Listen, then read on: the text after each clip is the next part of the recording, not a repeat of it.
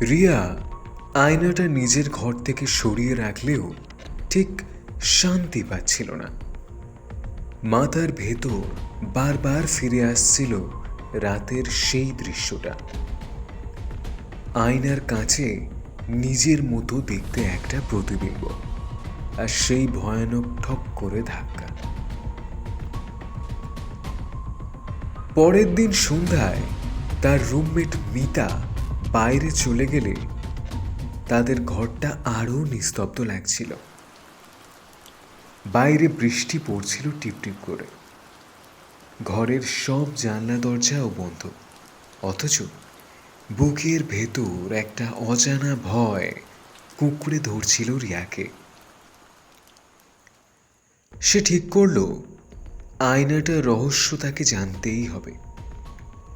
গুগলে কিছু সার্চ করলো, old haunted mirror stories, mirror possessions, reflection ghosts, কিন্তু কিছুই স্পষ্ট খুঁজে পেল না। তবে একটা জিনিস মনে পড়ল তার, সেই দোকানের নাম সিক্রেট ট্রেজার। সে গুগল ম্যাপে দোকানটা সার্চ করল। অদ্ভুতভাবে কোনো রেজাল্টই তার সামনে এলো না, যেন দোকানটার কোনো অস্তিত্বই নেই অনলাইনে। রিয়া নিজেকে একটু বোঝালো, হয়তো নামটা ভুল দেখেছিল, হয়তো সে সেটা নিয়ে বেশি ভাবছে। রাত ঠিক 12:01। হঠাৎ ঘরের বাতিগুলো গেল নিভে। একটা হালকা গরম হাওয়া যেন ঘরের ভেতরে ঢুকে পড়ল। রিয়া চোখ মেলে দেখল ঘর অন্ধকার, আর ঠিক তখনই ফিস ফিস করে কানে এলো একটা কণ্ঠস্বর। তুই কেন এখানে আছিস? আমাদেরকে দেখতে দে। তুই দেখতে পাচ্ছিস না?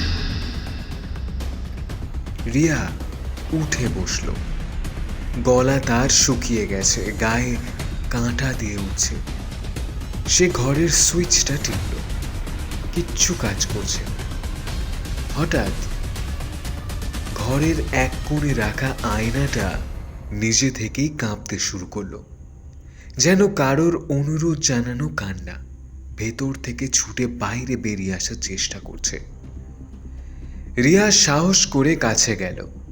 হঠাৎ আয়নার কাঁচের উপর ঝাপসা হয়ে উঠল একটা মুখ, একটা নারীর মুখ, যার চোখ ভরা জল আর ঠোঁটে যন্ত্রণার চিহ্ন।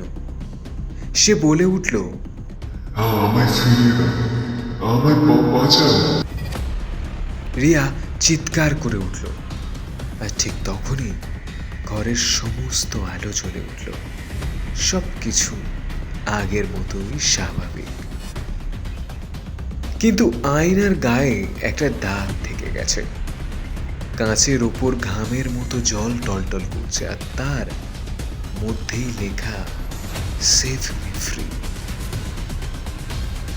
সকালবেলা রিয়া গেল পাশের বাড়ির এক বৃদ্ধা সুনীতি দিদির কাছে।